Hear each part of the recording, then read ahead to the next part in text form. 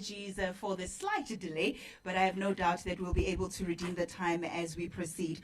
Welcome to the Department of Transport media briefing on the release of the Taxi Lekgotla public discourse platform's discussion documents. Now, you may recall that on the 20th of August, when we were launching the Taxi Lekgotla public discourse platform, we promised conversations and discussions that would lead us to the taxi industry of the future. We also pledged that those conversations would not be haphazard, but would be directed towards the key objectives that we all look for. And today is the fulfillment of that promise, because we will be then releasing before you those discussion documents. And those documents are going to focus on key themes that will guide the conversation. These focal points include the taxi industry regulation, the taxi industry empowerment model, the unity and leadership, as well as professionalization and customer care. So to give us a little bit more detail on what we're going to be discussing is the Honorable Minister Fikile Mbalula. He'll be joined by the Special Advisor to the Minister, Mr. Lawrence Fikile. We also have from the Department, Advocate Makhato, as well as industry expert in the field of transportation, Dr. Mateta Mukonyama. So ladies and gentlemen, to officially begin proceedings, please allow me to introduce, in fact, to welcome, because he needs very little introduction. Please allow me to welcome the Honorable Minister of Transport, Minister Fikile Mbalula.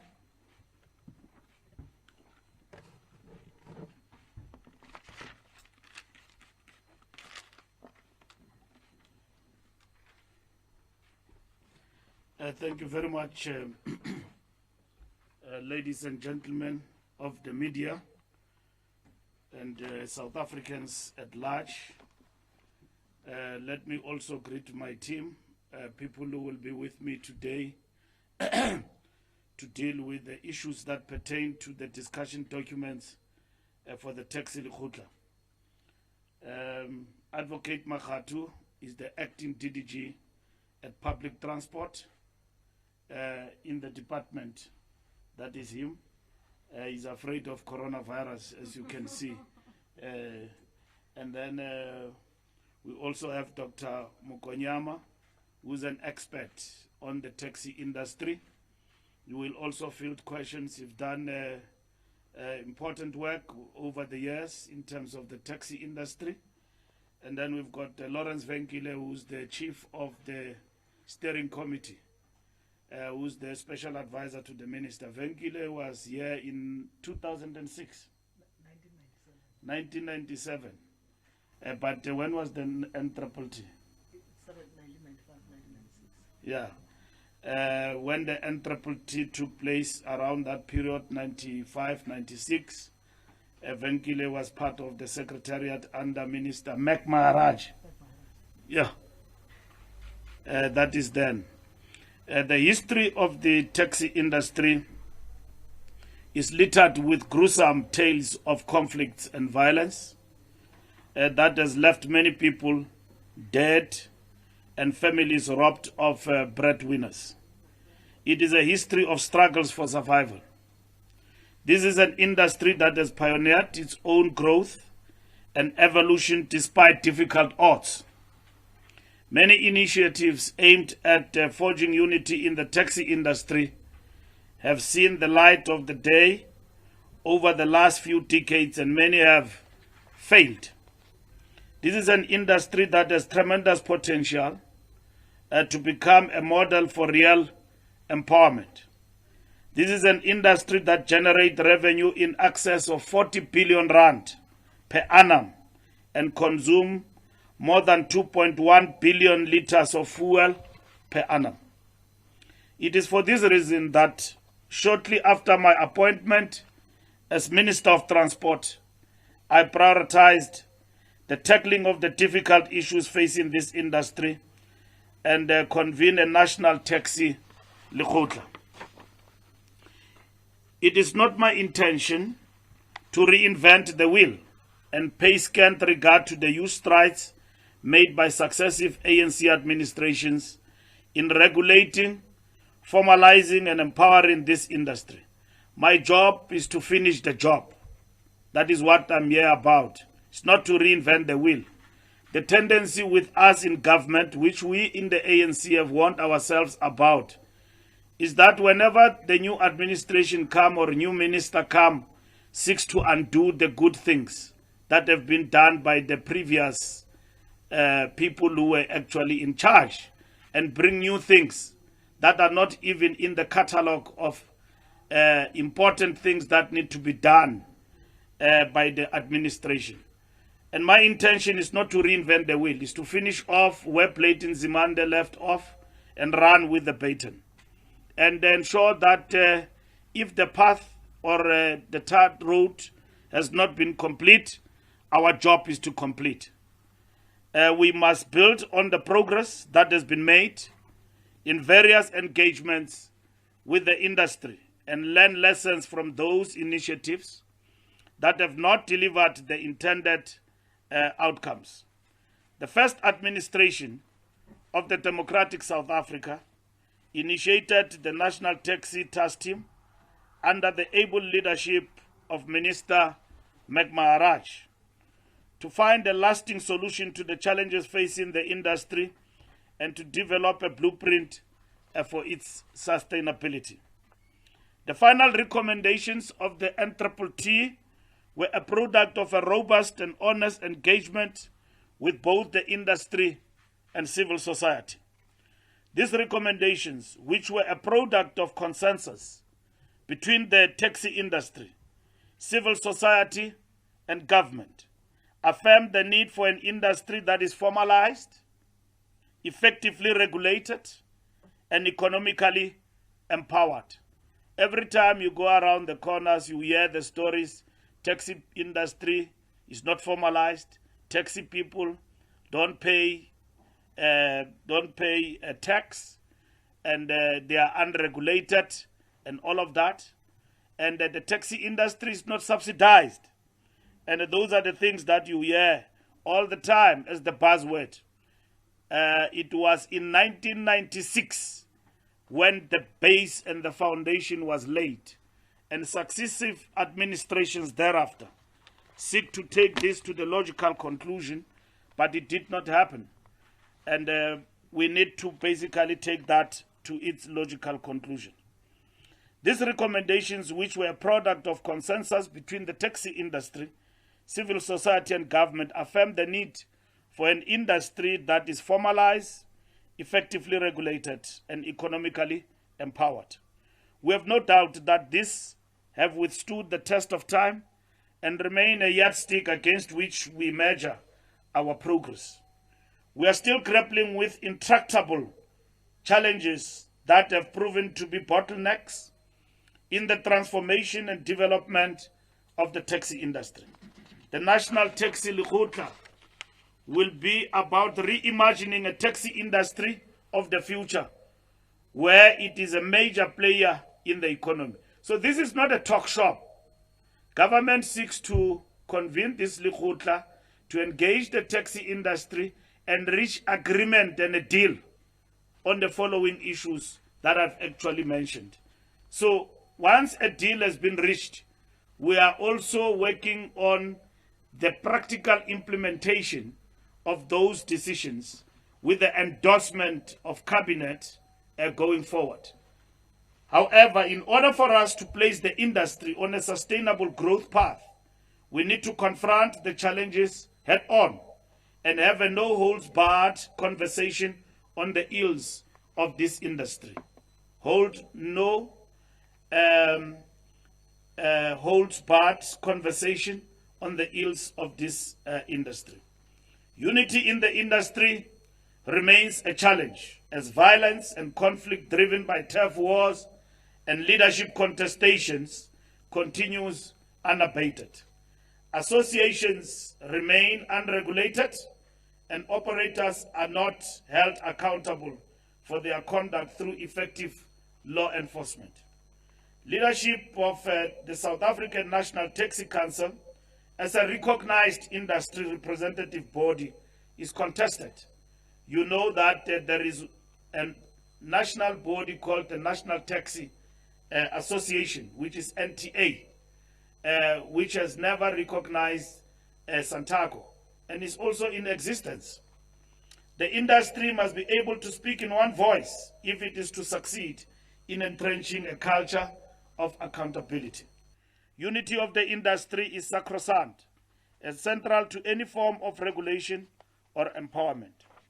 It is a sad reality that the taxi industry continues to operate as an informal sector on the fringes of formal economy.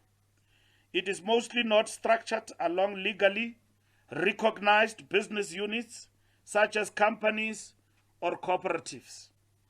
There are instances where some operators have come together and registered companies and cooperatives. But this is not the general character of the industry. Equally, the industry does not contribute to the tax base in the form of corporate taxes and is notorious for failure to comply with the labor laws to ensure workers are protected.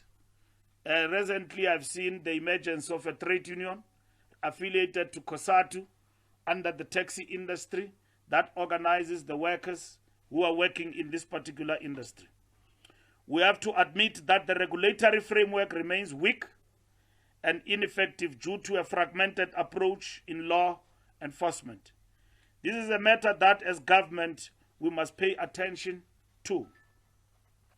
The roadmap towards the National Taxi Lekgotla, which will take place on 29th October 2020, starts with the rollout of the public discourse platform that we launched on the 20th of August 2020. Today we are launching the discussion documents which will inform the content of the conversations with the taxi industry, other critical stakeholders and civil society. Ours is not to begin another process, but to take what was started in 1995 to its logical conclusion. So these discussion documents we are releasing today, are we ready, Vengil? Are not views of the South African government, are discussion documents that are aimed at ensuring we discuss and at the same time we hold no conversation barred on these particular matters, and we arrive at the deal making by October. So October is not going to be an event where people eat cakes and disappear. It's going to be an event, time permitting, the president will bless us with his presence to also share his perspective, because October is Transport Month, and we will then unveil the deal in terms of what has been agreed upon. So there is a serious conversation, of which most of it we know already. What is it all about? Starting from the coming week, we will engage with stakeholders and civil society through various platforms that include all forms of media, from print, radio, and television, digital platforms, and the webinars. We invite every South African to contribute to the conversation about building a taxi industry of the future. Engagements will vary from meetings with the task team on virtual platforms to written submissions that will be considered as part of packaging the final documents for the Lekgotla. This is organic. It's not coming from the top. It's a pyramid scheme, but a progressive pyramid scheme, in a sense that we start from the bottom. In the districts, we engage everybody. Most importantly, the taxi industry people and the committers and everybody, organized formations.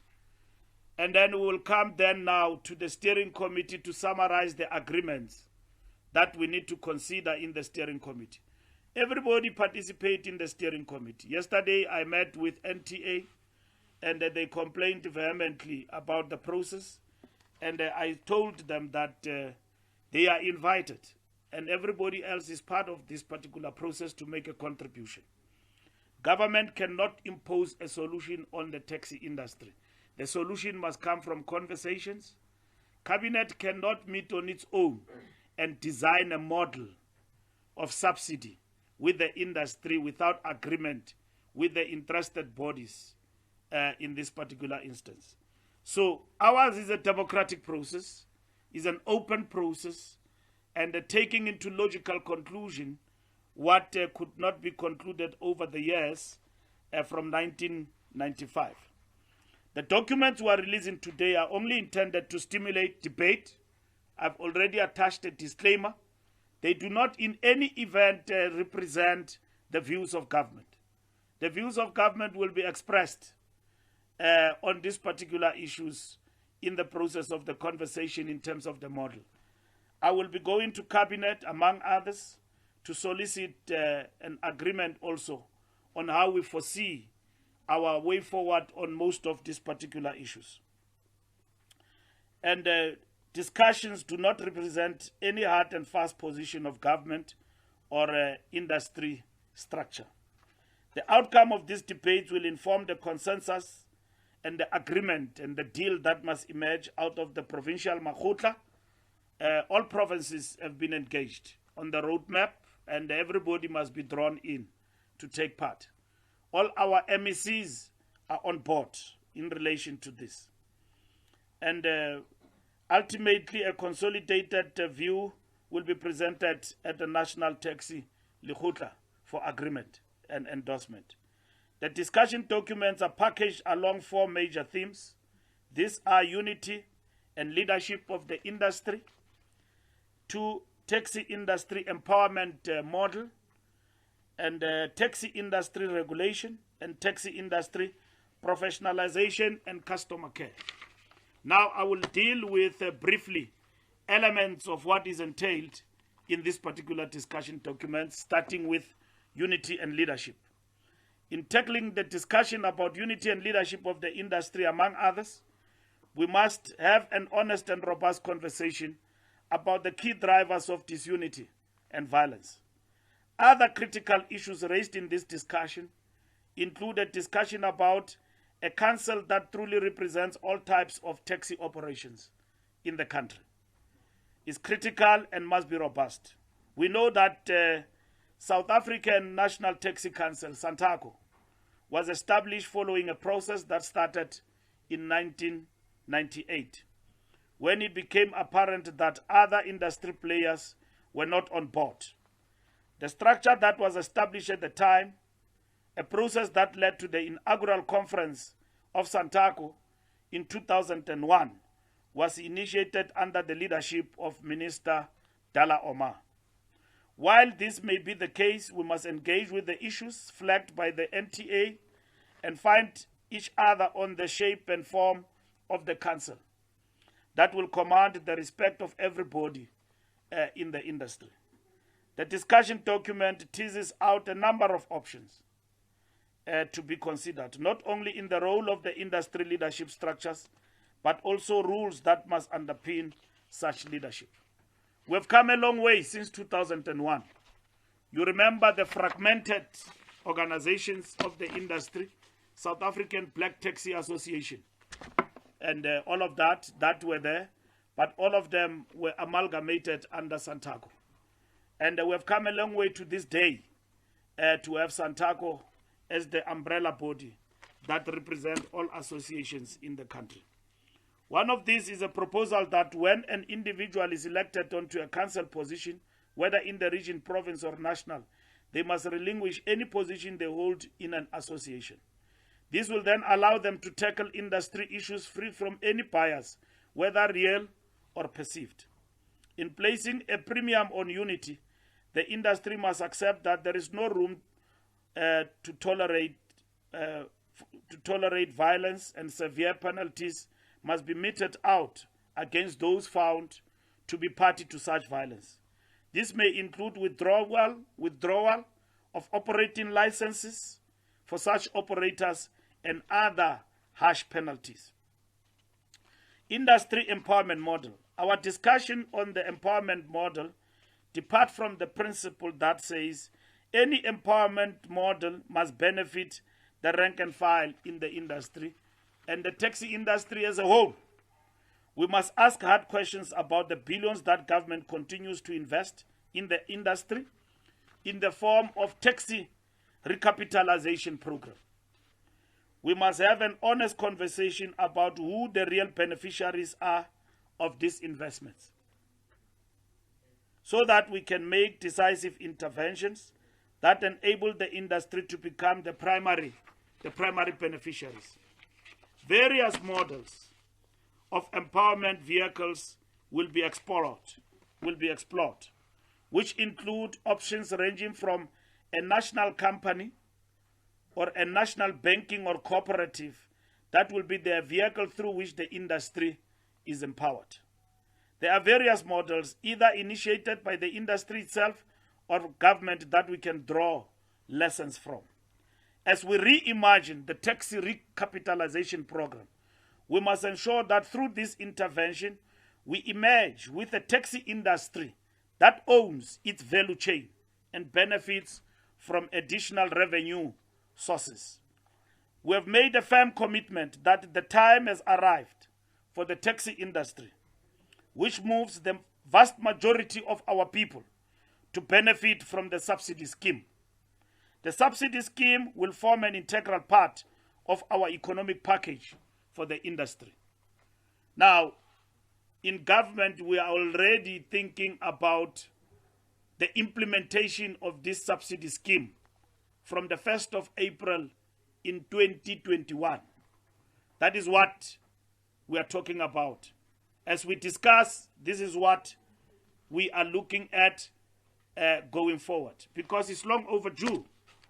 If you are transporting 15 million people per day across the nation, and you transport workers, students, and everybody, that industry deserves government attention and support in terms of in the form of a scheme like we do with other modes of transport. On industry regulation, key focal issues in addressing the regulatory framework for the industry include challenges relating to issuing of operating licenses, which include long turnaround times despite the 60-day turnaround time provided for in law. Some of these are due to capacity challenges of the provincial regulatory entities and the National Public Transport Regulator, which are being attended to. The industry has raised sharply the issue of government officials, traffic officers, and police officers who own taxis. Their participation in the industry fuels violence and weakens law enforcement, as they are prone to intervene to protect their associations or friends. The current fragmented approach, which relies on the capacity of individual provinces to enforce public transport laws and weak support from the South African police services, creates a culture of impunity. The discussion will seek to address the challenge posed by the prevalence of illegal operators. You know, bakhona fly by night in this particular industry. People who just operate, piggyback, and all of that. In our database, we've got 137 operators in ATIS. But we know that out there you've got more than 300,000 taxis, and some of them are not legal operators, in a sense. Out of the estimated 200,000 taxis in this country, it is our estimate that approximately 63,000 of these operate without operating licenses and therefore illegal. Regulating e-hailing services is getting urgent attention. The National Land Transport Bill that puts in place the regulatory framework for regulating e-hailing services has been passed by Parliament and is now before the President for assent. You know what led to the feud between, in the air-hailing space, Uber, Bolt, and Taxify, and also meter taxis.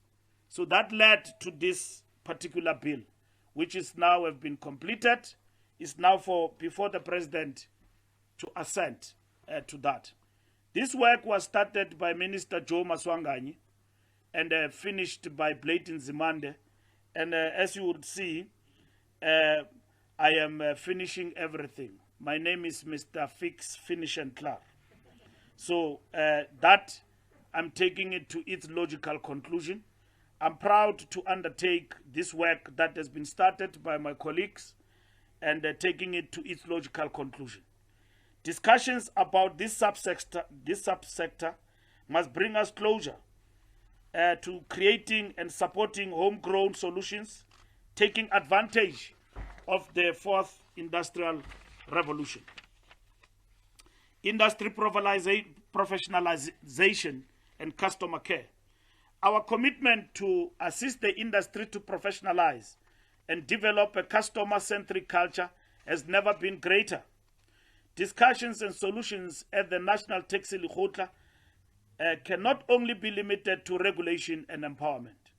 It is time the industry embraced a professional image and culture underpinned by respect for the commuter. The conduct of taxi operators on the road displaying flagrant disregard of the law and the rights of other road users remain a pervasive problem. It is an open secret that self-regulation in this regard has failed. The discussions must give serious consideration to a penalty regime, which may, among others, include a form of demerit system similar to ARTO. Shoddy customer service and safety of commuters continue to characterize industry operations. In building a customer-centric ethos, the rights and interests of passengers and other road users must always underpin the future of taxi industry we want to build. It is equally important that the complaints mechanism that must find expression in the Code of Conduct envisaged in law must be effective with tangible consequences. Conversations on the prevalence of gender-based violence in the taxi industry have been muted for too long, and this remains a source of serious concern. The discussions on gender-based violence must occupy center stage, and we must collectively find sustainable measures to address this decisively. The conversation must also include safety of women and children in the taxi environment, with particular emphasis on the girl child. Out of these conversations, we must emerge with tangible actions, which must include steps being taken by associations and other industry structures to ensure that those who continue to perpetuate these heinous crimes are brought to book. Further consideration will be given to punitive measures against these criminals, which must include banning them from the industry. Training of operators and taxi across the value chain should be an integral part of the industry development and skilling program. Interventions by various stakeholders such as the Transport Education and Training Authority, TETA, the private sector and government must be coordinated such that are all focused towards developing a professional cadre underpinned by standards that elevate the industry beyond its current levels of professionalism. These discussion documents are available on our website. Copies will also be available from our offices at national, provincial, and district level. And besides that, we are on Twitter, and Ayanda will tell you about our Twitter handle, which is DOT, because Tandy, I don't know why you look at me so horrible, because my Twitter is my Twitter, it's not government. So the people who follow me follow Mbalula, so Minister of Transport. But you follow the Department of Transport, and Ayanda will announce that, including on Facebook and all of that, and contribute also in this discussion to shape the future of the taxi industry. Thank you very much.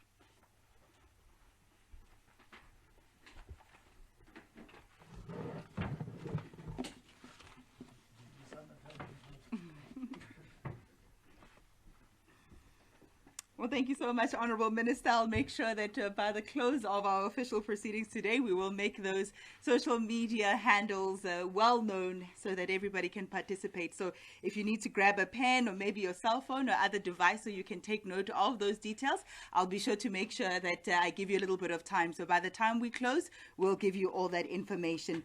Ladies and gentlemen, the path has now been laid bare. Minister Mbalula has given us guidance on what will be discussed in the build-up to that National Taxi Lekgotla a little bit later this year. But for now, we are looking forward to those discussion documents. And someone who's going to bring us abreast on what we absolutely cannot omit when we talk about the taxi industry of the future is Dr. Mateta Mokonyama. The good doctor has a long list of achievements and accolades, and I think were we to go through them all, we'd be here all day. But among those accomplishments is, of course, his role leading the transport and systems operations area at the CSIR. He has published peer-reviewed technical papers as well as book chapters on topics related to the transport operations and modeling. He is highly qualified, exceptionally skilled, and it's a privilege for us to hear from him today, giving us reflections on the critical issues that we need to look into. Thank you so much, Doc. The floor is yours.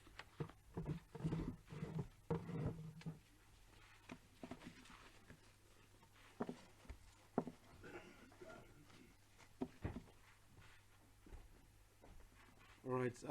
Good morning, Minister. Good morning, colleagues, members of the media. Indeed, we live in very exciting times. That the department has come this far to produce these discussion documents should definitely be commended. We have been doing quite a lot of work, in the transport, area function. Quite a lot of surveys to understand the nitty-gritties of the transport industry, including the minibus, taxi industry. For example, we have found out that, to go above water, just to survive, a taxi operator per vehicle daily in an urban area would typically need to sell about 140 seats. Now, when you see, taxis moving around, wiggling through traffic, they are trying to get to that target. I want my 140 seats. And it's becoming more and more difficult to do that because of things like road traffic congestion. The speeds are low, therefore you cannot sell as many seats. The number of people who need to use minibus taxis is reducing, is lowering. Some because of job losses and other factors. So it's becoming more and more difficult to sell seats. And I like what the minister said around sustainability, long-term solutions. I think that came in quite strongly, and it comes out quite strongly in the discussion documents. Sustainability, long-term solutions, and that is what we definitely need, not short-termism. And then for my part, I just like to touch on four key things that I believe will definitely help these discussion documents to be implemented successfully going forward. The first thing is around just project management. When Gautrain was announced, first time way back by Premier Shilowa at the time, it was around 4 billion rand. It was revised later to about 7 billion rand. And then the taxi recapitalization program, also around the same time, announced at about 7 billion rand. Now, the discussion documents touch on a lot of things that could have happened, but they did not happen. Now, the main difference that we find between, say, taxi recap and, say, Gautrain is the project management capacity. You need to have to resource the project management capacity to be able to see this through. You look at how Gautrain was implemented, the structure, the resources that were injected into project management. Gautrain is actually a project management agency. So if we fail to resource project management, chances are we may lag a little bit behind. So we need to correct that. The second thing is around funding. The minister in the discussion documents touched quite a lot on funding, particularly subsidy. Subsidy as we have them now, public transport subsidies, they are an apartheid project. They were there to finance apartheid as a project. So we need to reform that to finance transport. From the numbers that we have or the models that we have generated, we find, for example, that we are lagging behind around 5% of GDP. So society in South Africa is spending around 5% more of GDP on transport than it should. Now, that is a backlog. Now, when we subsidize, when we finance transport, it should be about reducing that backlog. So it should be outcomes based, not input based. It's not about, we want to do 1, 2, 3 things, and therefore we need to finance that. It should be, we want to get these things out. We want to reduce that backlog. We want to reduce travel times. We want to reduce waiting times. We want to reduce, the backlog. Therefore, we need to finance it from a capital side, but then also from an operation side. The training that the minister talked about, also in the discussion documents, that needs to be financed. So financing of this program, of this project, becomes quite critical, and it's got to be quite, focused funding, and it cannot be meager. I think the project that the department is embarking on is a mega project. It is not a small project, it's a mega project. So you want to use a mega project approach to doing this. And then the third thing is around the norms and standards. The norms and standards. We find that we don't have norms and standards in the industry, especially the minibus taxi industry. How should a minibus taxi rank what should it look like? Routes, corridors, what should they look like? So we need to have norms and standards so that the quality of service ultimately is as we envisage in the discussion documents. An example would, for example, be, in Pretoria here, you go to Main Lane, area of Main Lane, lots of taxis around there, and just next to this massive property, and taxis are just parked haphazardly all over the place, and there's some secondary economy taking place there, and you wonder, you have this massive property that is serving one part of the population and excluding a very large part of the population. So we need to reform these norms and standards. We need to finance them so that our built environment is inclusive. So we need to invest in those norms and standards. The discussion documents touch on people with disabilities. The vehicles themselves. We need to have a conversation around how we design these vehicles to be a lot more inclusive, a lot more accommodative, and they don't socially exclude certain segments of the population. The last thing I want to touch on is around modernization. The minister touched on the fourth industrial revolution. A lot of the things that are proposed in the discussion documents can be accelerated through modernization, meaning digitization. We have, for example, over the past few years, been mapping minibus taxis. The routes. We have been in some cases having or measuring certain travel behaviors of the drivers. We've had conversations, of course, with the operators themselves, and there's a lot of data that reveal a lot in the industry, the sustainability, viability of the industry, and through digitization of the network, digitization of the industry, we can go a lot more. For example, the licensing system, enforcement of the licenses. Now, if a taxi has got a digital license, enforcement becomes a lot more easier. If you know that you have an ID, digital ID of every driver, every operator, every vehicle, even for maintenance purposes, you know that this vehicle has gone through this, maintenance regime. So at a snapshot, you can get quite a lot of things about the status of the vehicles, the infrastructure, the operations, and then be able to react accordingly. So modernizing the industry, the networks, definitely is something that we need to invest in. Perhaps even going further, not just the taxi industry, modernizing the laws. The Road Traffic Act that we have from years back, 25 years back. We need to modernize those things so that they are a bit more responsive and in times with where we are and where we are going. And ultimately, we are going to make sure that whatever we finance, whatever we subsidize, we resource, we can measure, we can report appropriately. It is auditable, and of course, we can then say we are on a sustainability trajectory with all the technologies that would have embedded in the industry. With that, thank you, Minister. Thank you, colleagues. We welcome the discussion documents, and we hope that they are going to trigger a lot of very fruitful discussions with the industry, especially with the users, public transport users, the communities out there, because their voices have been silenced, I believe, for a long while. Thank you very much.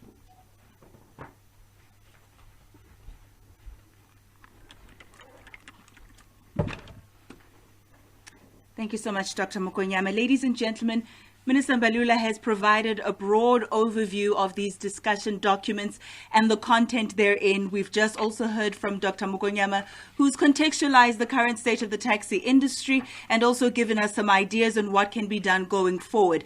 I suppose the question that remains now is where to from here? What goes on in the present tense, and what do we do going forward? To give us that update and provide a bit of a roadmap and a progress report, and to give us some ways of digesting or processing issues going forward, is Mr. Lawrence Fikile. Now, Mr. Fikile has a wealth of experience in transportation matters in general, but the taxi industry and public transport related matters in particular. And as you heard from Minister Mbalula a little bit earlier, that experience spans well over 20 years, although he doesn't look a day over 20 himself. So maybe he'll give us some ideas on how to stay young, fit and healthy when focusing on transport matters. But he's been absolutely instrumental in this process to the Taxi Lekgotla, and has been a key driver in its success. So please help me welcome Mr. Lawrence Fikile as he brings us up to speed on what happens now, where to from here.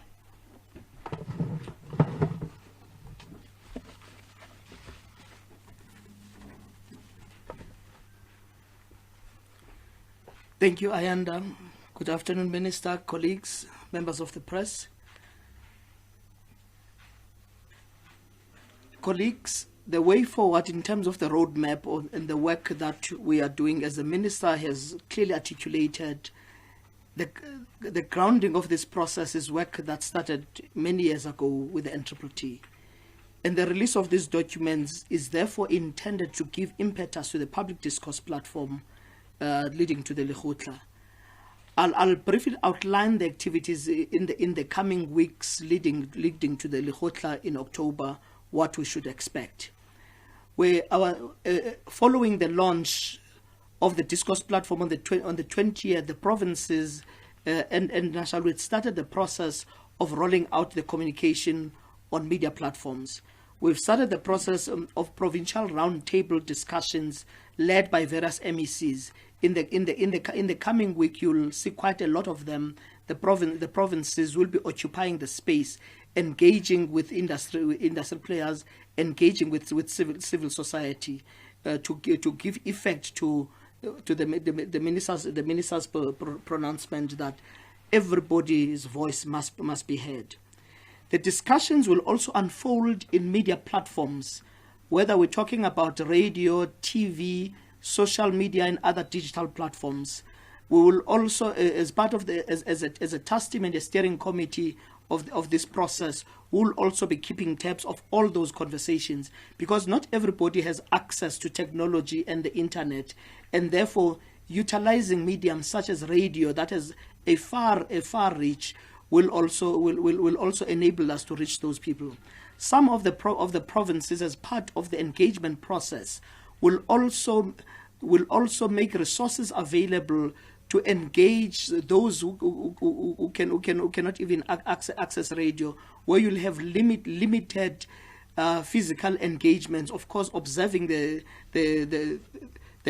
level 2 regulations and guidelines, so that they can also be able to participate where you have with things like webinars, and people are able to benefit from those engagements. Colleagues, also the task team, which also doubles up as a steering committee, we'll start a process of engagements from the coming week. There are a number of stakeholders, of critical stakeholders, who have a lot of valuable input to make into the process, ranging from sister departments, other organs of state, entities like the police, the traffic departments, the industry organizations, organized labor, and others will have an opportunity to make both written and oral representations in terms of the issues that are tackled in the discussion documents. You may notice, colleagues, that the discussion document may be segmented along 4 key themes, but if you break down those themes, you end up with 1,000,001 issues. They cover broadly all those issues. Webinars, colleagues, will also be part of the engagement platforms. Over the next 3 weeks, we have 5 webinars that have already been scheduled, with 2 of them in the coming week, where we will invite thought leaders, and opinion makers, and other people to come onto those platforms and engage in conversations. And we invite people to participate in those webinars, and also make available those conversations to everybody else. But also, colleagues, in working with the media, from the public broadcaster and others, will also maximize the use not only of radio, but also the other broadcast platforms, to be able to make sure that the conversations reaches everybody else. More importantly, colleagues, the use of radio as a strategic vehicle for us to reach every South African out there through the GCIS platform. Over the next 5 weeks, every Wednesday, we will be utilizing that platform, which connects 62 community radio stations across the country, to engage in conversations around these issues that are tackled in these documents. So every Wednesday, there's a conversation through 62 radio stations, reaching millions of people around the country. And colleagues, lastly, as part of the build up, over and above the public discourse platform, is the Makhutlas, the provincial Makhutlas, which will happen between the 20th of September and the 20th of October. But part of the build-up, as the Minister had indicated, that it's a bottom-up approach. They will start with similar Makhutla at district level, where views of operators and people at the local levels are canvassed. That process, then, all those views will then be consolidated, because the consensus must happen on the public discourse platform and the provincial Makhutla, such that when we get to the National Lekgotla, we're able to consolidate that consensus that has emerged out of this massive communication drive and interaction, such that even the people who may not be able to participate in the National Lekgotla will feel that their voice has been heard. Colleagues, that is the rollout of where to from here as we release the discussion documents, and on the website of the department, and through other platforms, including social media, details of how to access the information, the discussion documents, and even those who do not have internet, how can they participate and make their voice heard, will be made available. Thank you very much.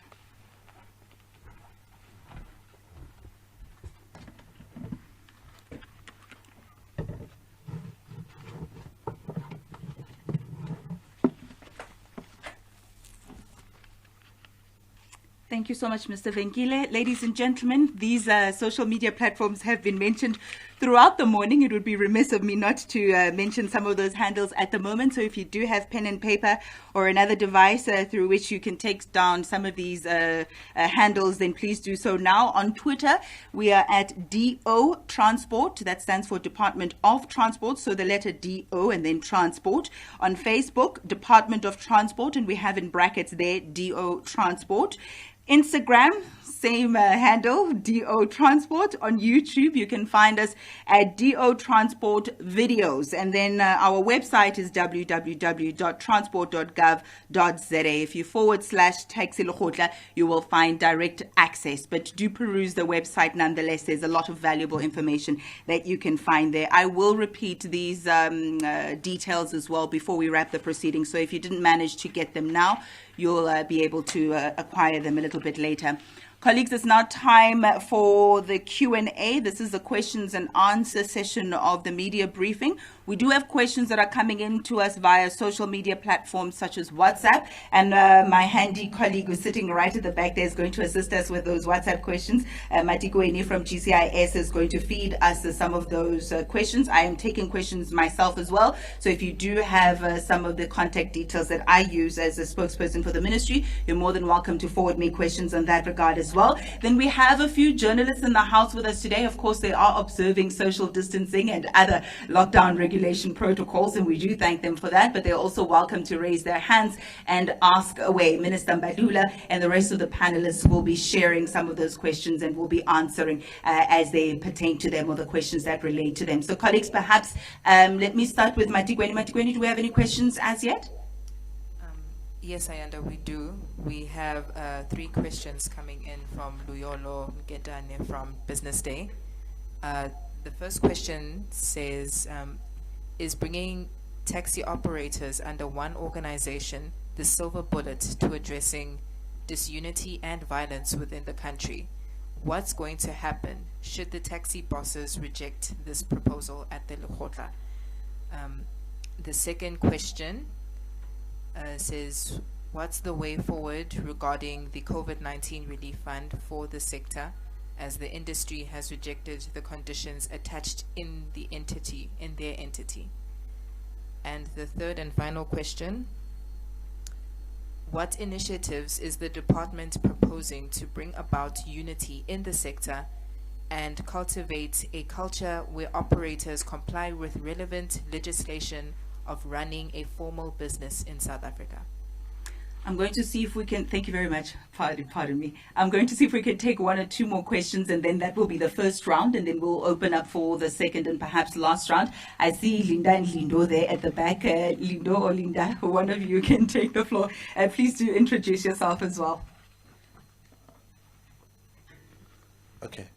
Linda Mnisi from Newsroom Africa. Minister, I'm just wondering about the time frame. You're saying that you'll be having this National Lekgotla at the end of October, but looking at the work that still needs to be done, do you think that there's enough time in between now and those discussions and the National Lekgotla? Thank you so much, Lindo. Thank you. Lindo Guhle from ENCA. I just want to dwell on that first question from the online platform, but it's about the unity and leadership.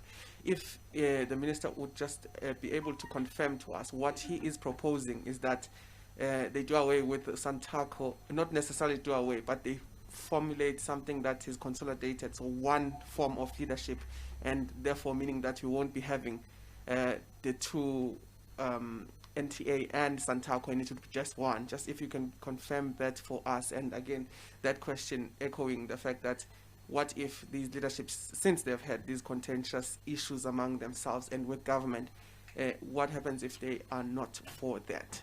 Thank you.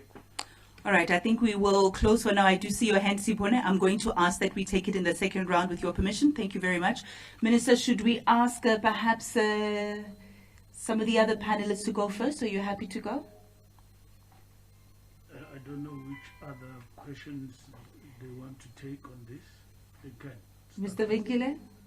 We also do have the DDG Advocate Makhato, who is more than welcome to also have a bite at the cherry.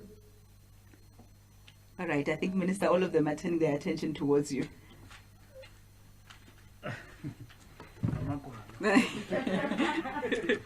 This is a discussion document, so they can express themselves. It's okay. Thank you very much for the questions. First business day, bringing taxi industry under one umbrella, is it a silver bullet? When we talk about unity sacrosanct, it means that we can't afford Mogadishu. where every kin has got a village, and that village in itself has got elements of being a state on its own. That's what happens there. Stateless, everybody owns. So you cannot deal with issues of the taxi industry if there is disunity. So you need an umbrella body, which is Santaco, which is recognized by government.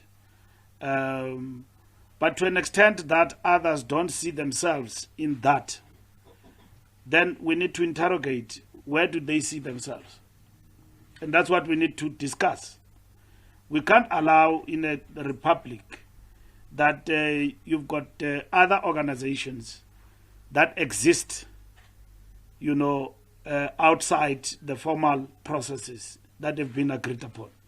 The reason why government fund and support Santaco from 2001 in terms of its establishment, it is precisely because we enhance unity, and that for us to deal with the taxi industry, we've got to deal with them as a united umbrella. And that is what we are basically looking at. Now, in terms of the discussion of this unity, we've got to then look at many other options in relation to what needs to be done to enhance unity within the industry. That NTA can coexist with Santaco under one roof, and then that is what is important. But we move from the premise that Santaco is the body of the taxi industry in the Republic of South Africa. And we need to basically work very hard to enhance and preserve that particular unity going forward.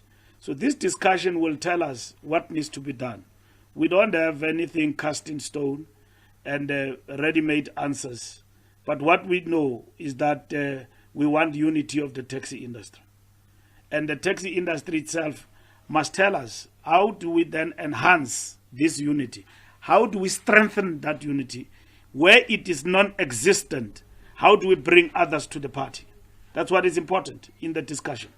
Now, I listen to the taxi industry speaking to me, those who are outside the fold of Santaco.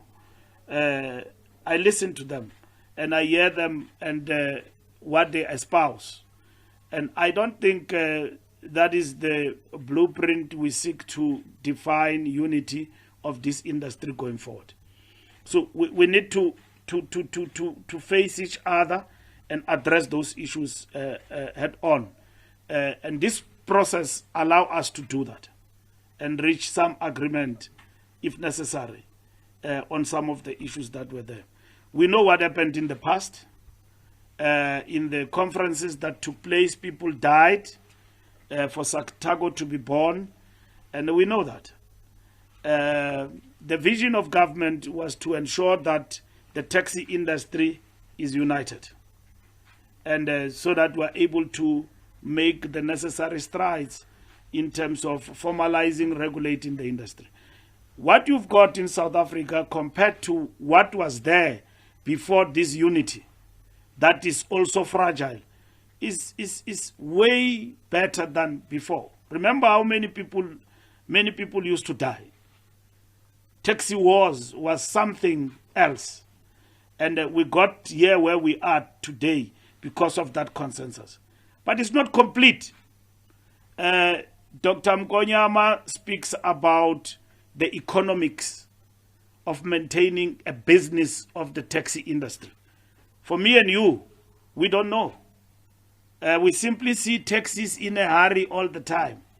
And then they break rules and all of that. But that person must pay 18,000 at the end of the month installment on that taxi, or otherwise it's gone. Take, for instance, the discussion we've had in this country about 100%. I started that discussion, I said 100%. It was informed precisely by the economics of the industry. I knew that the taxi industry can't sustain the lockdown 70% arrangement. And that is why we had to bring in measures, enhancement measures, health enhancement measures to maintain 100%. And that's what we've done. And I know the unions are up in arms against me. They want to march Section 77. I had to go to NEDLAC to address this particular issue. But I've also addressed the issue that our vision, even we are not spontaneous in dealing with this issue. Before even COVID-19 catch us, in this country, we were busy with the taxi indaba, which we called it the taxi indaba, which was supposed to take place by April this year. We were supposed to be done with this discussion as we speak and implementing. But COVID came in and everything had to be shelved. Just like the contraction of the economy is not an accident that happened on its own. It's as a result of how the economy within that period performed under COVID-19. The question for us that beckons is how do we get out of this calamity which has been brought to us as a result of COVID-19? Economic recovery. We know that when we were dealing with these issues, one of the things that we were facing as a country in our economy was a recession. And then COVID came. And we have had to then respond to COVID to save lives. Otherwise, it was a disaster. And so, in terms of our response on the taxi industry, equally, we need to respond to some of these issues to ensure that we enhance unity in the industry. Relief for the industry, that matter is on the agenda. We are discussing. Even last night, I was discussing with taxi industry, NTA, particularly the relief fund.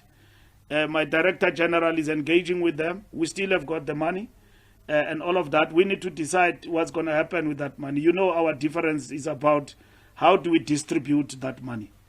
We will not be having that discussion if the taxi industry was formalized, was fully regulated. We will not be having a discussion about 100% if all these things were done. Because like the buses and all of that we subsidize, some we don't, okay? And the doctor says our model of subsidy is apartheid model. We need to move away from that. We need to review that. We need to revisit that. And that's what we're doing with this. And taxi industry is very important, ladies and gentlemen, for this country and for our taxi industry integrated transport model in the Republic. You can't do that without the taxi industry. And we learn from the best models of how government have coexisted and supported the taxi industry in other parts of the world to be what it is. In that way, we are diversifying means at the disposal of the commuters, so that if you want to use a taxi, you can afford it, you can, and then you want to use a bus, you can. You want to use a train, you can. The buses, the trains, at the present moment, the trains are not what we want them to be. And that is why we are zooming in also on that. We have taken steps to address those. And that is what is important. All these things at the end are integrated. So the relief fund is important, and it will remain there, and it will be disbursed based on our discussion with the taxi industry on the model we agree about going forward. So we don't intend to use it for any other thing other than what it was designed for. That's what we want to do. And you can see for yourself that it has not been easy for us. I mean, I'm from the streets of Soshanguve. If I didn't catch coronavirus, it means God is on my side. So I've been there on the ground talking to people during the height of coronavirus when they were shutting down the streets because of this relief fund, because they could not afford. I've been on the ground talking to the banks to implement the measures that the president have outlined in the relief model. So it's not been an idling period between us and the taxi industry and us not doing anything. It's been a tough period for all of us. And up until we arrive at what we arrived at, that we must go back to 100% but enhanced, health measures. But relief fund is on our agenda, and we are discussing it. And very soon we will then probably announce the final solution on that. We are dealing with it. The unity, and we need unity in the taxi industry. It's not only unity. These things are integrated, dialectically interconnected. Formalization is interconnected to empowerment model. Empowerment model is connected to subsidy you give to the taxi industry. And then regulating the industry, full regulating of the industry. And all of this add up together will lead us to professionalization and good customer care, because you will now have norms and standards that define what must happen, what must not happen, and what penalties will be there. And then it will be formalized because workers will be registered. This thing that somebody get into the taxi industry and the cap looks south will come to an end. And then probably there will be uniform and everything else. The industry will be formalized, will be subsidized. Meaning the sort of taxis you will ride on will be taxis that will be defined by norms and standards that are safer. But you will have people to be trained to drive taxis. And they will have to produce whatever that they have to produce, that I'm a qualified taxi driver, minibus taxi, and all of that. So those are things that we need to bring into the system and to support the industry. But equally, the person who owns, the businessman, must also then find the benefit of profit of this. Then the commuter, I must get into a taxi in Dinganavalo, that I'm going to be shoved left and right. Taxi can stop anytime because we're chasing. And then the things that doctor was talking about, the kind of ranks we're building in the country, from a taxi point of view, how do you say that is a taxi rank and all of that? So going forward, what do we need to do? So these are things that we need to do. And a lot of work has been done in this particular regard. Newsroom, do we have enough time? There can never be enough time. There was never enough time for anything. Our attempt to get down to business is important.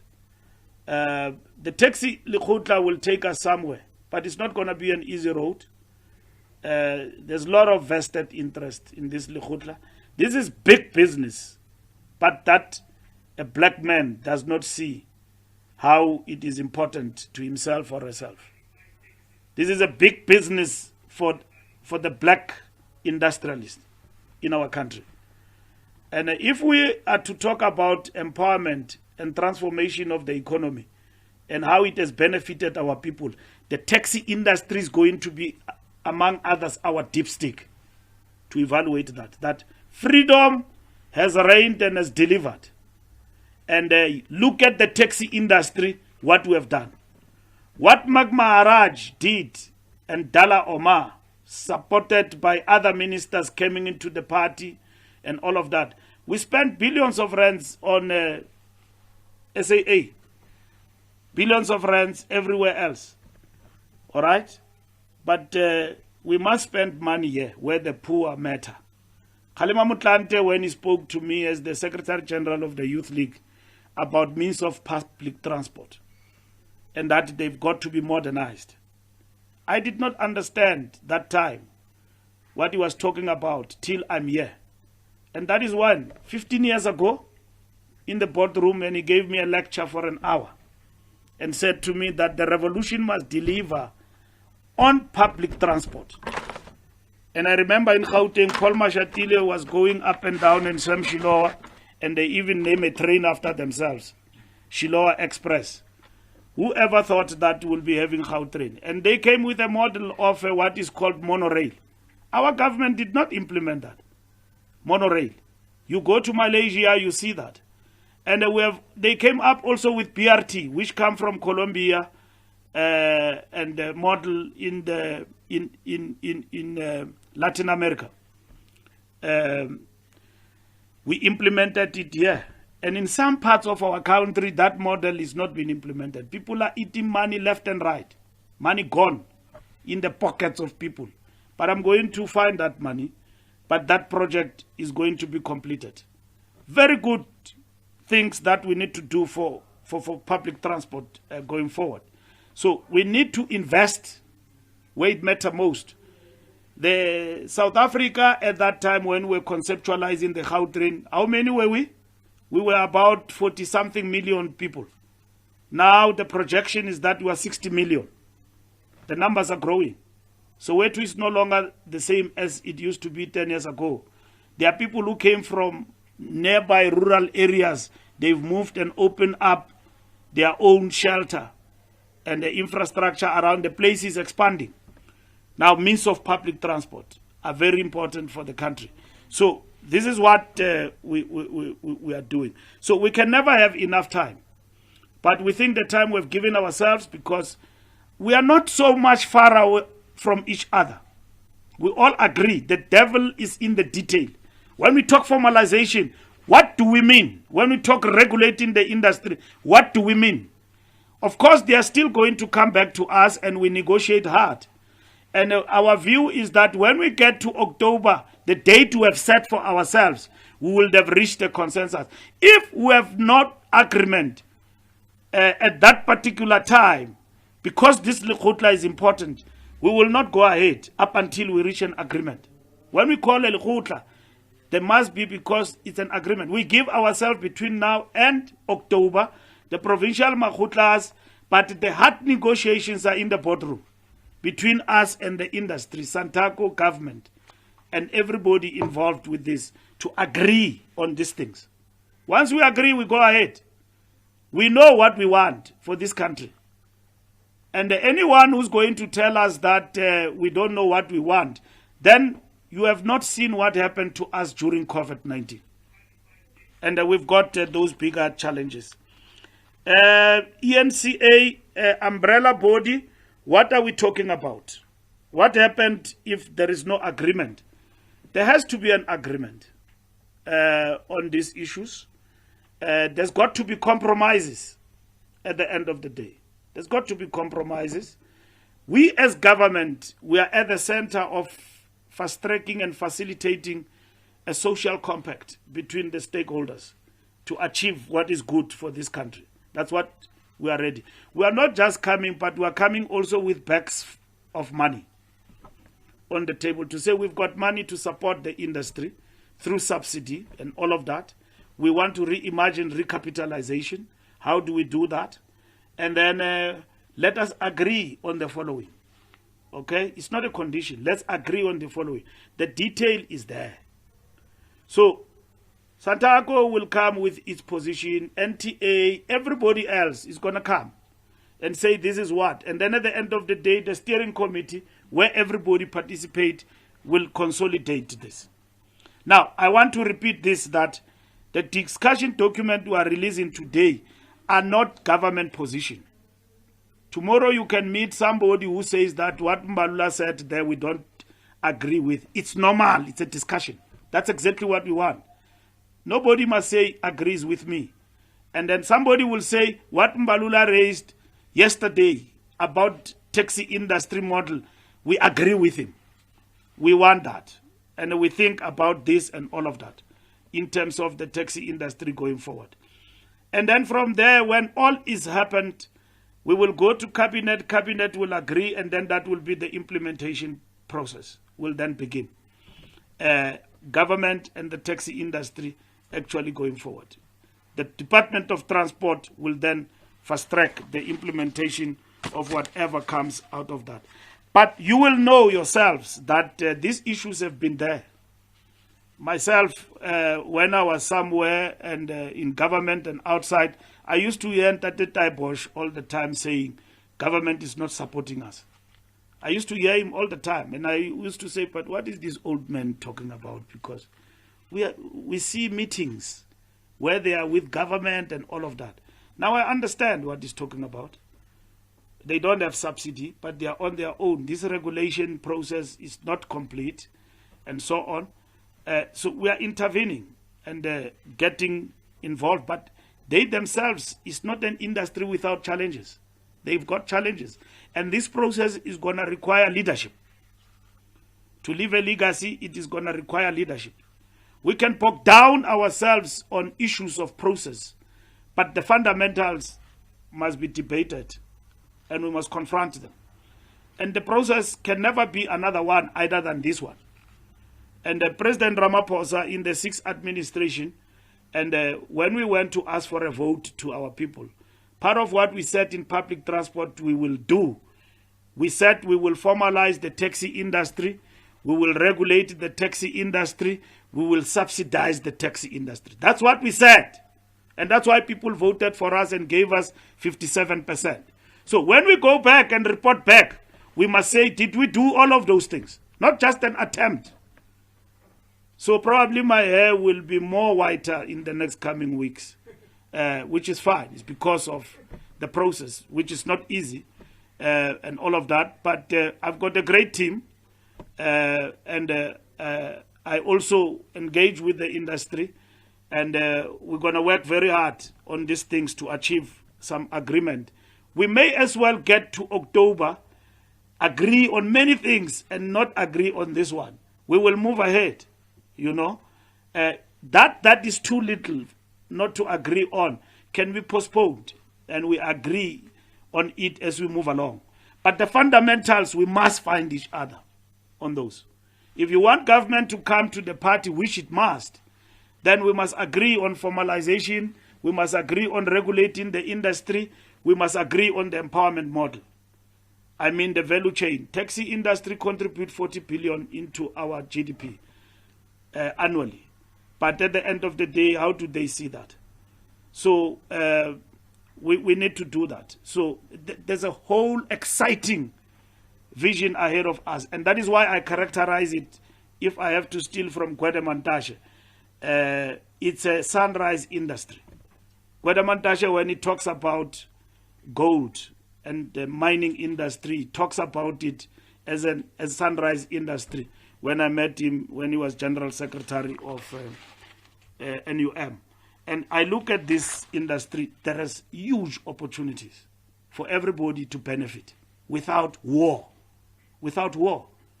Without war, for everybody to benefit. If you look at the value chain, the empowerment model, and everybody to benefit directly, translated into the pockets of individual.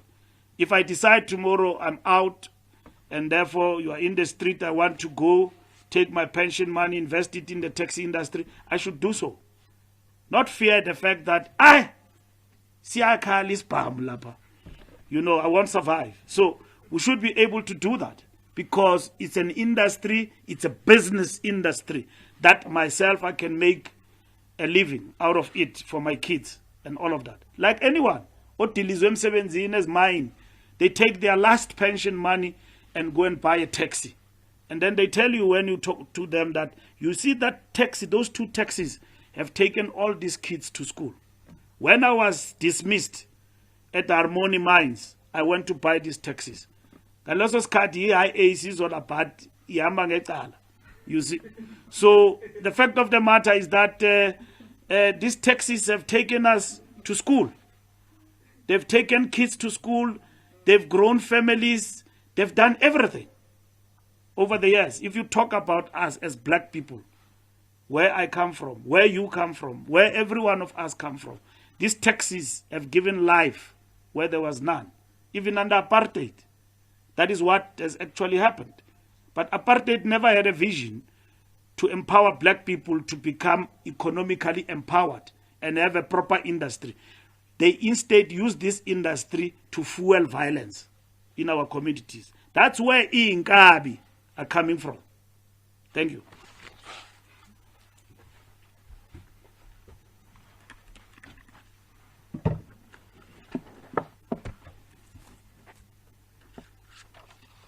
Thank you so much, Minister Mbalula. Indeed, I can testify and bear witness that the taxi industry has even produced a spokesperson for you. So, Yazama.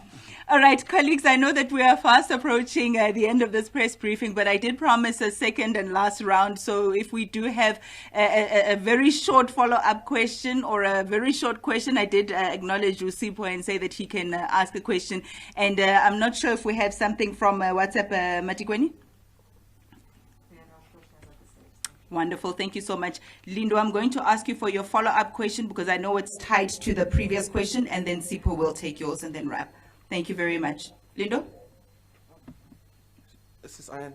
I am going to deviate, but I will ask that I don't if there will be a short opportunity at the end. Is that you blackmailing me, saying you won't ask the question if I give you a one-on-one? Ask your question because it's not guaranteed. Okay. So, since I'm deviating towards the trip that was taken by a delegation ferried by the SANDF. Just the legality around that, because international flights are not allowed, and also just around what the purpose of that was, but more on the legality of that. Was there perhaps a permit, some special permit, and a reason warranting that the minister gave this delegation? Thank you. Perfect. Thank you so much, Sipho. I do apologize. I thought it was a follow-up. That's fine.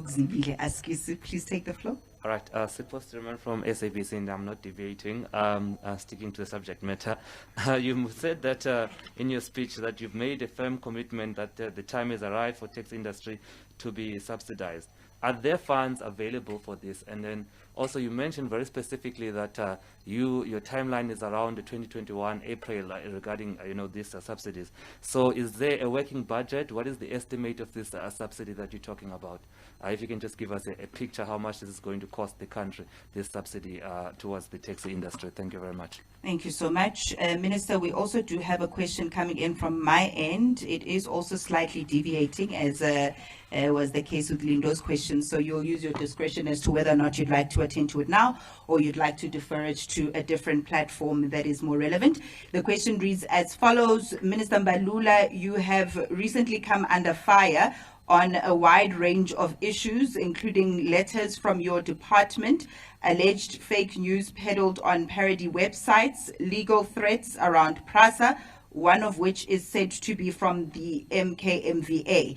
There have also been rumors around a possible cabinet reshuffle.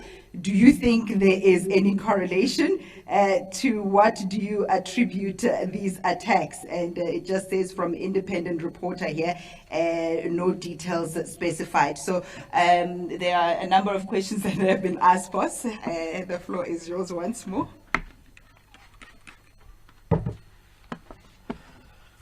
There'll always be a deviation. Even in government, there's always deviation on many things. First, the trip, I'm not going to respond to that fully because that trip was undertaken by SANDF. But safe to say that SANDF is in charge of our skies, and wherever they want to go and so on, they don't seek permission from us in whatever that they do. I'm talking about the South African National Defence Force, Air Force. And so that is why there's waterkloof and all of that, because they are in charge of the security of the Republic.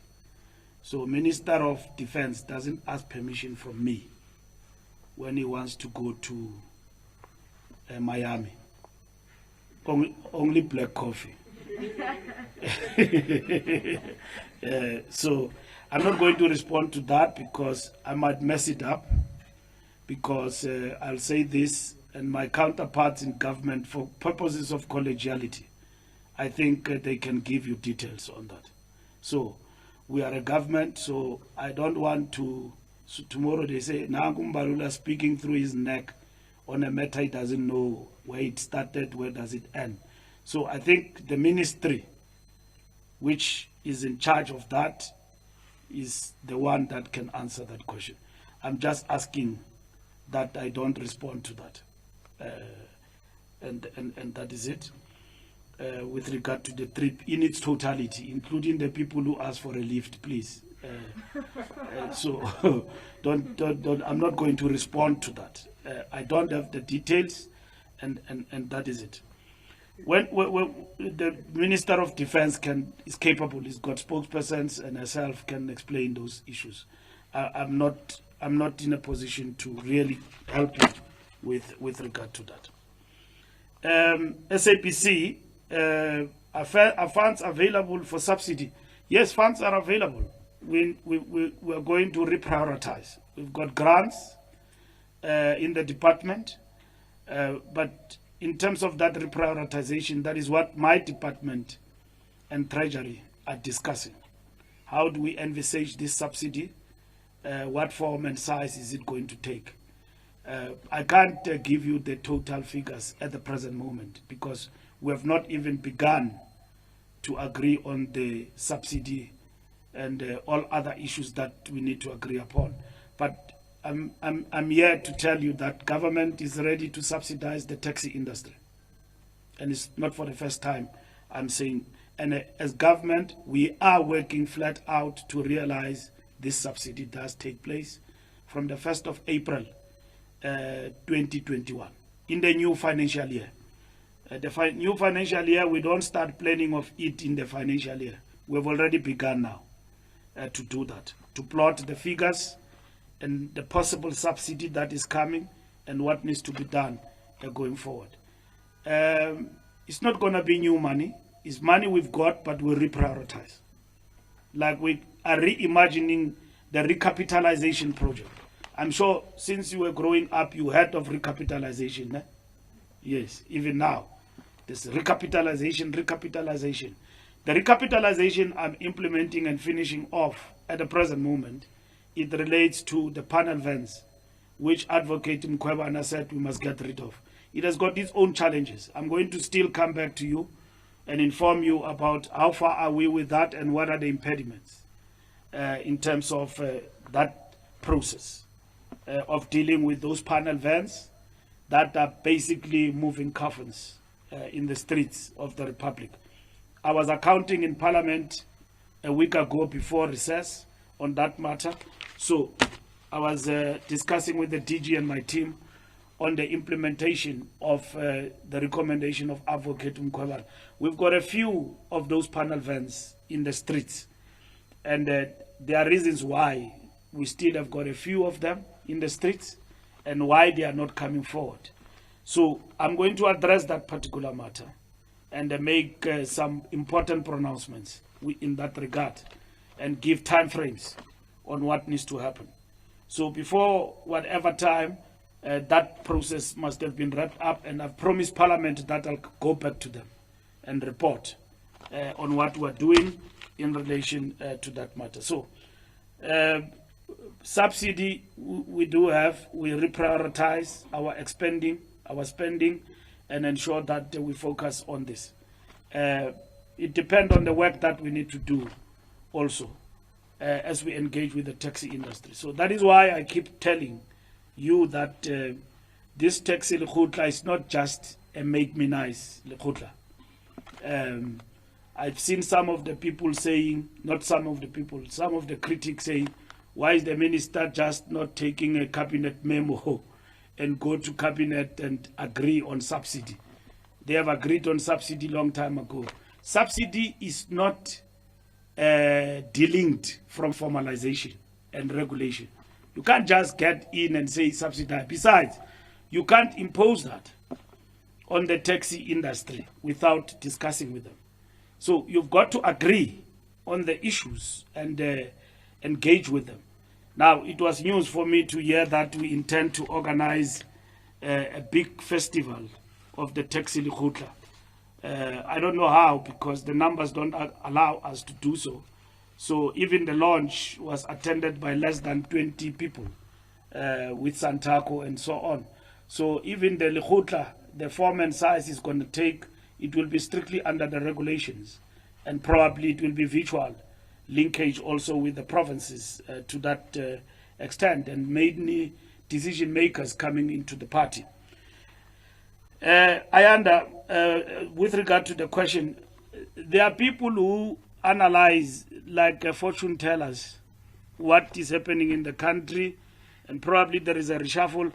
I've been there before, so I am Dintzimba Ekobeki. So I know as a minister that wasolo kuhleli ngempundo enye. Ungabizwa noba kunini na ubizwa, you are not even told why you are removed. So I've got no challenges with regard about that. I'm doing my job, and the president gave me a job, and then he did not say to me every day I must chase rumors. So I'm doing the job. And then he did not also give me a guarantee slip that I will put you there, Mbalula, till you die. So he did not. So I've got no qualms with anything. But these people probably, they are trying to influence processes like that. But let me characterize for you this. The people who are writing letters, it is a culture at the Department of Transport. That department did not have, we are having more or less about 9 DDGs. 9 or 10 DDGs. 9 DDGs. Of that 9 DDGs, we only had 3 full-time. The rest have been acting. Below that, you've got chief directors at the Department of Transport. This is an unbelievable story. Unbelievable.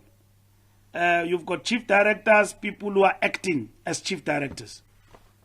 You've got a few who are full-time chief directors in the department. Besides, you had a department that did not have a substantial director general for over a period of time. May his soul rest in peace. Silepe passed away. He was under suspension for how many years? 4 or 5 years? He was. So when I came in, I was blessed to get the post vacant, and the president gave me Alec Muyemi to work with as the Director General, who's very capable. And in the workplace like that, you know, there is volatility. There's people with interest and all of that. But all I can tell you is that none of these people ever came to me and complained about the DG or complained about the department or told me anything. I would have understood if it was Nehau, the union. I know union have been trying to meet with me. I've not been meeting with them because of time and COVID and all of that. No union. People who call themselves ANC members. You can't have ANC members organizing themselves as a branch in the state. That is anarchy. You can't. ANC members, if they are in the state, they must act by example. They must be the best in what they do.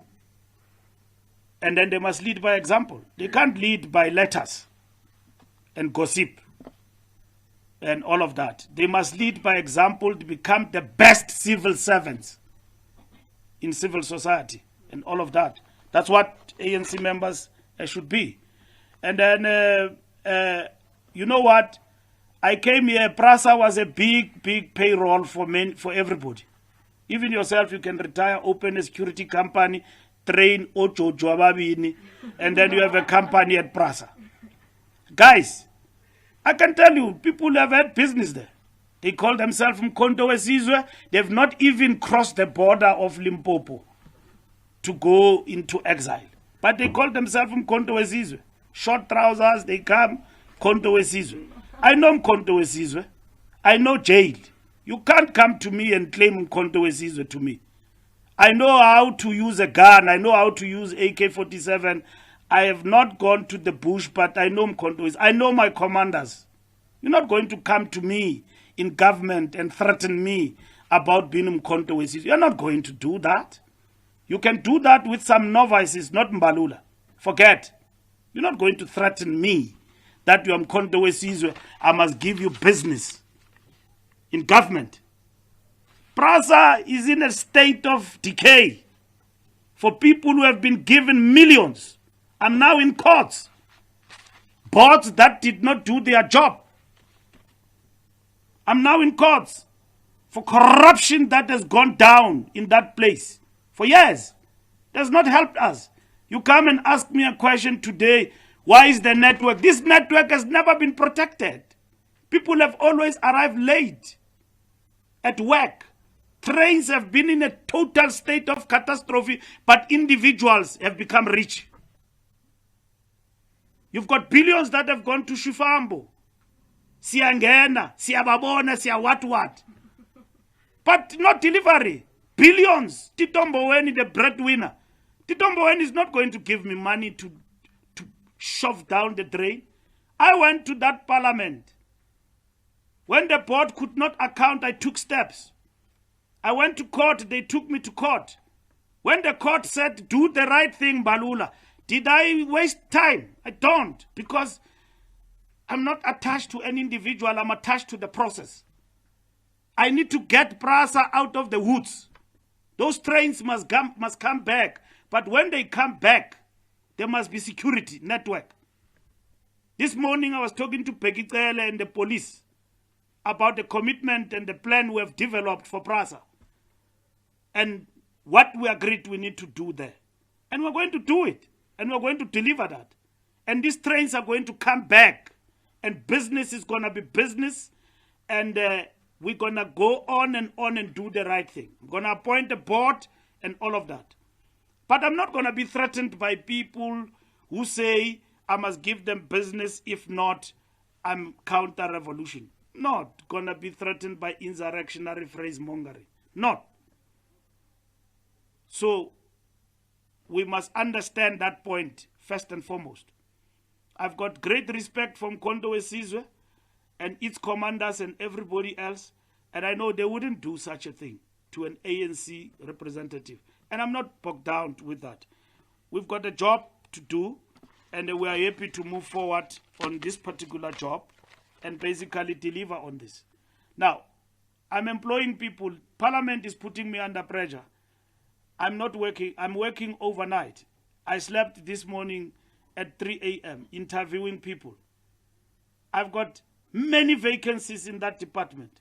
Parliament is asking me, when are you closing vacancies? When I'm busy with that, there's coronavirus. Everybody has been Kukwazenzele, Uvula's book, Casey and Jojo, up and down. But Department of Transport have got the best civil servants. Bomakatu kiba, kidi advocate, they went to school, these people who corona. They've been there in that department, they look like furniture there. They've been working there in that department. Right? That's the best civil servants in the Department of Transport. Best engineers. And I said to Alec as a DG, when you come in, look at the best. Those who want to whinge and not do their work, they will show themselves. And they are showing themselves. They are meddling in party politics. They use ANC, they think that is a springboard in those lunch. You know, they go up and down, they eat with you lunch, they misinform you. And I'm not afraid of anything. If anything, I'm not afraid. PPEs, they've lied about PPEs. The Auditor General's report is there. My department did not promote any corruption. I stand here. And if there is corruption in the Department of Transport, you won't even hear from me. I will simply tell President Ramaphosa, Ndimgile. I won't even go to court. I'll leave. I've been saying about this thing of PPEs. Give these things to the people in the streets. People are lining up their pockets and all of that. But that festival is going to come to an end. Because those people with small trousers, dresses and all of that, sooner they will line up their way to jail. And if they connived with some of our civil servants, we must act on that. So they try all of those things. They even apportion things that we don't know. That happened 10 years ago when we were not here in this department. What do I have to do with Chikunga when he was deputy? Malusi Kikaba, ungena ape transport, imazelapi. He was a minister of public enterprise. He was a minister of finance. He was at Home Affairs. Now, I wouldn't know those things. I don't know. When I came here, they say it's a culture. There was a similar memo circulating about Blatant Zimande. There was a similar memo about Dipuo. There was a similar memo and so on. Now there's a memo about me and the DG. The reason why I responded to that, which under circumstances I don't have to, is precisely because of the distortion, but over and above, overpopulated in the media spaces to distort what we are about. But I'm not here for that. So I'm not going to spend my time on that and so on. I'm very clear. If ever people believe there is public protector, there is AG, we've got checks and balances in this country. We've got checks and balances. Very simple. You go to the public protector, there is Mkweba another. I think it doesn't have work to do. So you can give her some work, and then she can come to me and my department. I'm ready. I'm ready for that. Okay? She's there for that. She's there to police us as public representatives. That's what the public protector is there for. And then there is AG, who checks everything. Don't take me very far away, okay? So we are very clear here. We are working, and if there is wrongdoing, we will deal with it. But I'm not going to be intimidated by individuals who are going to brandish the name of my organization and my party to force me to allow them to steal. No, I'm not going to do that. I'm not. When I arrived here, PRASA was in a state of decay. I went with President Ramaphosa here in Pretoria. I was with some of you. Was it nice? Where were these MK people with chicken audacity? Where were they when PRASA was falling apart? Where were they when there was corruption here? Popo Molefe fighting and doing everything here. Where were they? They are fighting everywhere, every day. They are fighting at RAF and all of that. I'm ready for them.